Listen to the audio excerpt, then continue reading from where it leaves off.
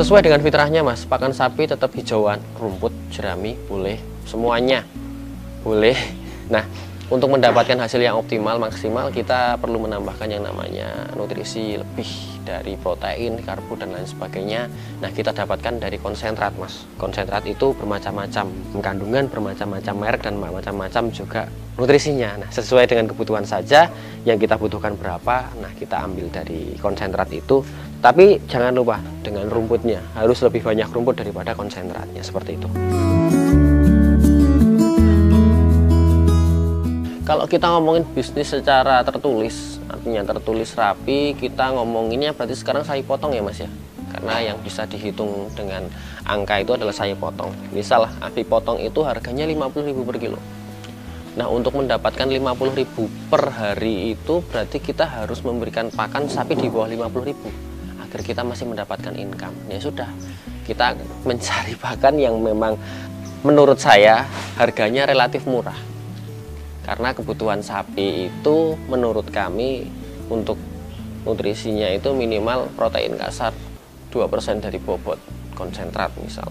Nah, 2% dari bobot, kalau sapinya rata-rata yang digemukkan bobotnya 500 kilo, berarti sehari kita butuh minimal 10 kilo. Nah, kalau sekarang konsentrat sapi misal anggaplah 3.500, berarti satu hari kita mengeluarkan kos untuk pakan 35.000. Kalau ADG-nya sehari 1 kilo, berarti kita hanya sisa 15.000. Dari 50.000 dikurangi 35.000. 15.000 itu income kita. Itu belum termasuk potongan biaya listrik, air, ABK, dan lain sebagainya. Itu ngomongin standar potong mas. Nah, tetapi kita bisa manipulasi pakan, kita bisa mengubah pakan yang tadinya kita beli, mengubah yang pakan yang tadinya banyak jadi sedikit dengan cara ya sesuai dengan kemauan dan kemampuan dari farm masing-masing. Nah, kalau di tempat kami tidak ada silase, tidak ada fermentasi. Nah, yang tujuannya fermentasi itu meningkatkan protein, meningkatkan kandungan nutrisi, dan lain sebagainya. Kalau kami full, karena kebetulan kami juga mendapatkan pakan yang murah dari ampas, jadi alhamdulillah kos biaya pakan kami bisa terjaga, khususnya untuk sapi penggemukan. Tapi lain hal dengan sapi-sapi kurban mas. Kalau sapi kurban di sini kan nggak mungkin kita jual dengan harga 50.000, pasti di atas 50.000. Jadi kita memberikan pakannya juga lepas. Yang penting sapi itu kenyang, yang penting sapi itu bertumbuh maksimal, leluasa tanpa ada hambatan. Kita berikan pakan-pakan yang memang di situ lebih tinggi kandungan nutrisi daripada sapi penggemukan. Nah, misal sehari ketemunya 50.000 atau 60.000 itu nggak masalah, karena harga jualnya nanti ketika sapi itu 1 ton nggak akan mungkin di bawah harga 50.000 per kilo, apalagi 50. Insya Allah tetap di atas harga 70 atau 80.000 per kilo untuk sapi 1 ton, seperti itu mas.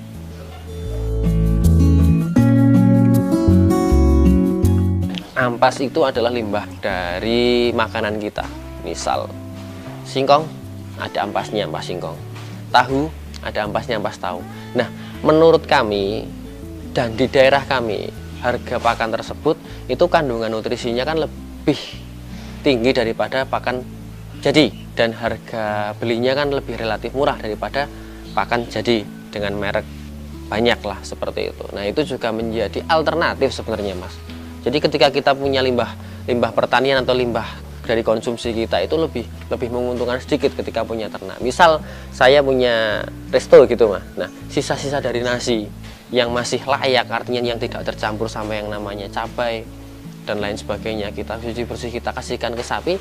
Ya menurut saya kan lebih bagus nasinya daripada bekatulnya. Nah, itu jauh lebih murah, nggak beli lagi, dan menjadikan sapi lebih gemuk. Nah, itu yang saya lakukan seperti itu mas.